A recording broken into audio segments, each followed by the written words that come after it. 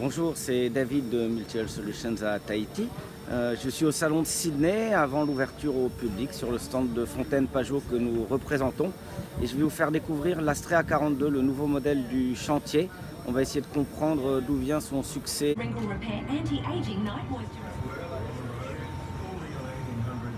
Alors voilà, la première chose qui saute aux yeux quand on regarde l'Astrea 42, c'est l'élégance de ces lignes, leur côté à la fois moderne et sportif, qui provient du travail des architectes d'Herrera Coupeau et du team d'ingénieurs et de designers de Fontaine Pajot.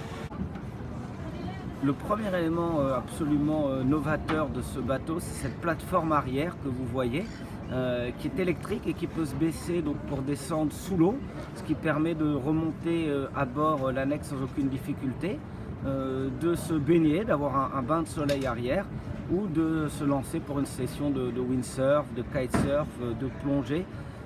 Alors pour remonter l'annexe, rien de plus simple, vous voyez, on n'a qu'à déployer ces petits éléments en inox. Il y en a un derrière, un devant qui est là-bas.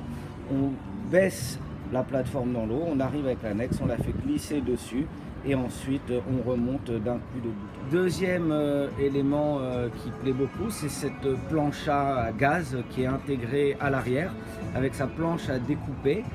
Dans le cockpit justement, on a des volumes très impressionnants pour un bateau de cette taille, avec une table qui peut accueillir jusqu'à 8 convives, ce qui est beaucoup plus que la moyenne chez les concurrents où les tables de cockpit sont généralement relativement modestes. Là on a un beau travail d'ébénisterie et surtout beaucoup d'espace. Alors voilà, je vais vous faire un petit tour du cockpit. Et vous voyez que depuis le cockpit, on a une communication directe avec l'intérieur et une communication directe au poste de bar sur lequel je vais maintenant montrer pour vous montrer comment ça fonctionne. Voilà, donc on a 3 marches et on arrive au poste de bar avec tout son électronique, les commandes moteurs là-bas. Et juste devant, on a le poste de manœuvre avec 3 winches, dont un winch électrique qui permet de contrôler la drisse de grand voile, écoute de grand voile, rail de grand voile, écoute de génois, tout est à portée de la main. Et alors comme vous voyez, quand on veut manœuvrer, on va donc se mettre ici devant les winches et on a juste derrière soi la barre et le pilote automatique. Donc c'est des manœuvres très simples. Alors on découvre maintenant la partie avant du bateau qui réunit le meilleur des deux mondes avec d'une part un bel espace de relaxation rigide avec des beaux coussins amovibles bien entendu et un trampoline. Donc on a là les deux éléments, l'élément légèreté, passage dans la mer avec un trampoline contrairement aux plateformes complètement rigides et l'élément plage de bain avec ces coussins. Alors sous les coussins, on trouve 2 très grands coffres avant. Voilà, là vous pouvez voir l'intégralité de ces 2 coffres. Donc dans le coffre bâbord, générateur et désalinisateur. Et de l'autre côté, à tribord, on a le guindeau et les réservoirs d'eau. Guindeau qui est donc centré dans le bateau avec la chaîne qui revient ici. Donc ça évite d'avoir une chaîne qui se promène sur le trampoline et d'avoir le poids de l'ancre à l'avant puisque tout est centré avec en plus un astucieux système de pas de doigts qui rentre dans le coffre pour une mise en place très simple. Alors autre élément très bien pensé par le bureau d'études, on n'a pas besoin d'enlever les coussins pour accéder au coffre, donc ce qui rend beaucoup plus facile les manœuvres et limite le nombre de changements à effectuer. Alors vous voyez qu'à l'avant on a un bout dehors qui permet de porter un génaqueur et derrière le génois sur un rouleur avec une surface de voile qui est bien plus grande que les concurrents. Donc si on cherche absolument la performance, on peut utiliser un génaqueur, mais la surface de la grande voile et du génois normal suffit amplement à aller plus vite que des catamarans concurrents de la même taille. Alors voilà l'espace Flybridge avec un bain de soleil que vous voyez là-bas qui communique directement avec le poste de bar et un positionnement très astucieux du mât, vous verrez pourquoi tout à l'heure. Le mât qui est donc placé sur le roof, ce qui évite de gâcher la visibilité avant et permet de le reculer légèrement pour une meilleure performance sous voile.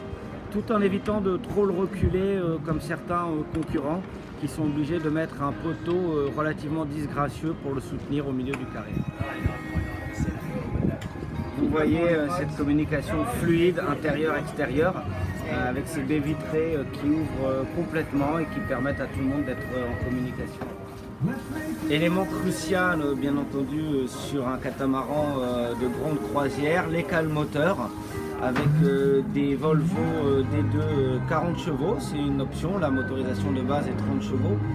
Et ce qui est intéressant de noter, c'est que grâce à la légèreté et à la performance du design de ces coques, l'Astrea 42 avec des 40 chevaux obtient les mêmes performances sous moteur que le concurrent direct avec des 54 chevaux. Donc c'est à la fois plus économique, plus efficace et plus léger. Et donc quand on rentre dans ces cales moteurs, on est frappé par l'espace autour du moteur qui permet d'avoir un accès très facile pour la maintenance.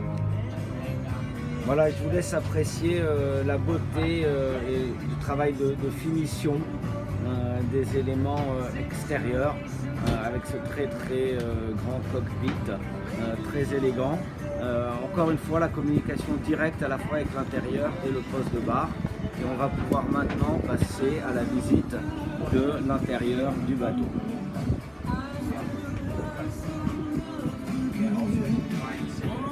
Voilà, donc en rentrant, première chose à laquelle on a accès, c'est la grande cuisine en U, avec une communication directe sur la table extérieure. Des beaux éléments de cuisine, grand four, belle plaque de cuisson. Et de l'autre côté, on a un frigo double qui complète le frigo extérieur. Vous voyez ici la table intérieure qui peut se baisser pour faire table à café ou monter. Mon collègue Marcus, qui représente le marché de Sydney et qui est en train de finaliser une des ventes du bateau qu'on a effectué depuis hier. Et ensuite, bonjour Marcus, comment vas-tu? Bonjour Tahiti. Cool. Ensuite, on arrive donc à la table à cartes avec son électronique et là encore un design vraiment moderne. Je vous laisse apprécier un peu les lignes du bateau.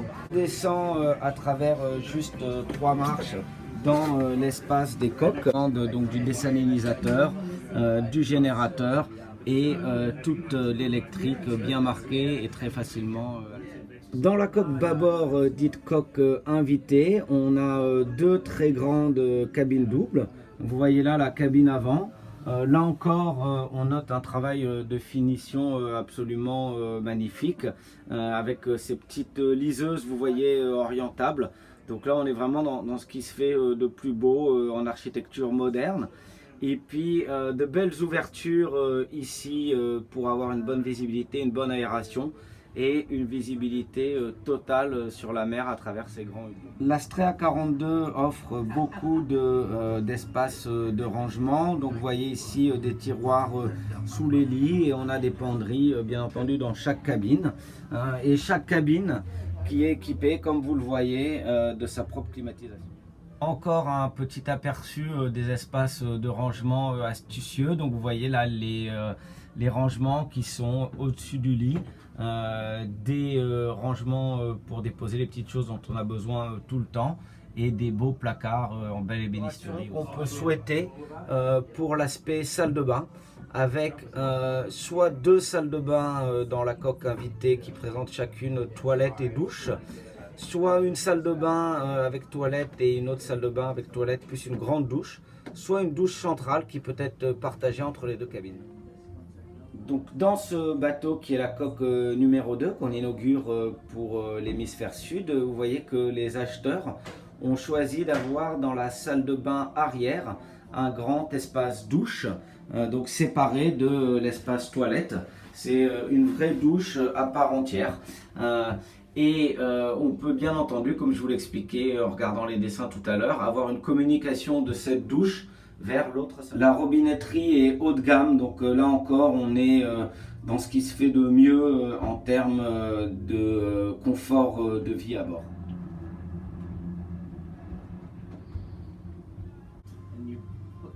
La cabine invitée arrière maintenant, donc vous trouvez là encore un grand lit version Island comme on dit, donc qui est surélevé par rapport au sol. On peut circuler tout autour. Très belle finition et deux très grandes ouvertures qui permettent donc d'avoir une visibilité sur la mer en permanence et une très bonne aération. Tout ça complété là encore par un panneau de pont flush deck, ce qui veut dire que rien ne dépasse du pont, c'est très élégant et en même temps on a une bonne aération. Dans chaque cabine, bien entendu, on retrouve tous les branchements électriques. On a des très grandes fenêtres qui tranchent avec ce qui se faisait par le passé ou dans la concurrence, ce qui permet d'avoir une visibilité à 360 degrés et beaucoup de luminosité dans le bateau, avec des ouvertures avant pour l'aération bien entendu. Et on revient sur cette table à cartes très élégante, complétée derrière elle par l'espace cuisine qui communique donc directement avec l'extérieur. La coque propriétaire maintenant, vous allez voir un espace assez phénoménal, jamais vu jusqu'à présent dans un bateau de cette taille. Voilà, je vous laisse admirer la cabine propriétaire, le petit bureau dans la coursive avec tous ses rangements. Là encore, de beaux espaces, penderie et rangement. Et puis, élément complètement novateur sur un bateau de cette taille, et qui lui donne le niveau de confort d'un yacht de luxe de taille beaucoup plus grande, c'est une vraie salle de bain. Là encore, très belle finition et un espace douche complètement séparé. Voilà, vous pouvez voir, donc on peut marcher dans cette douche, s'y doucher sans rendre humide l'ensemble de la salle de bain, avec un choix du chantier d'avoir des toilettes séparées pour respecter l'intimité de chacun.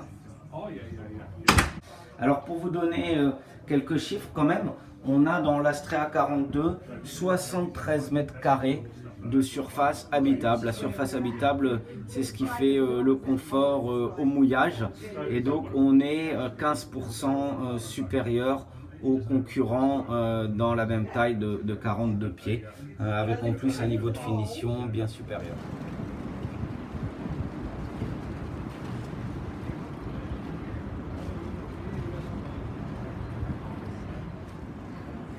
Une bonne vue avec cet angle sous le poste de barre et le poste de manœuvre.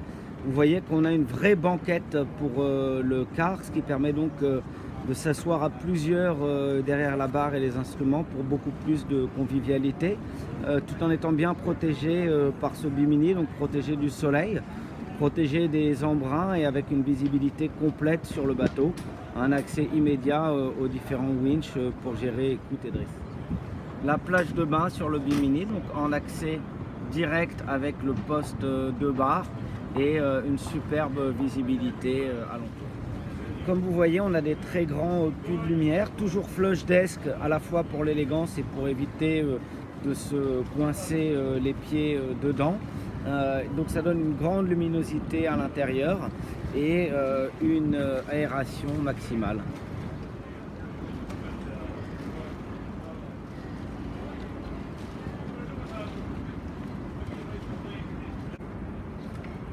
L'accastillage est très bien dimensionné sur l'Astrea 42, ce qui permet d'avoir des surfaces de voile importantes.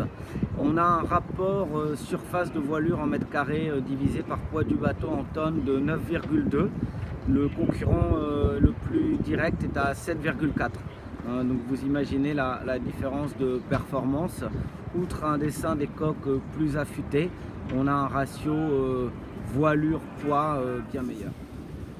Je vous remercie de m'avoir accompagné dans ce petit tour de l'Astrea 42, le nouveau 42 pieds de Fontaine-Pajot, avec ses lignes dynamiques qui soulignent la performance du bateau, le travail très intelligent des designers qui permet d'avoir une surface habitable jamais vue jusqu'à présent dans un 42 pieds.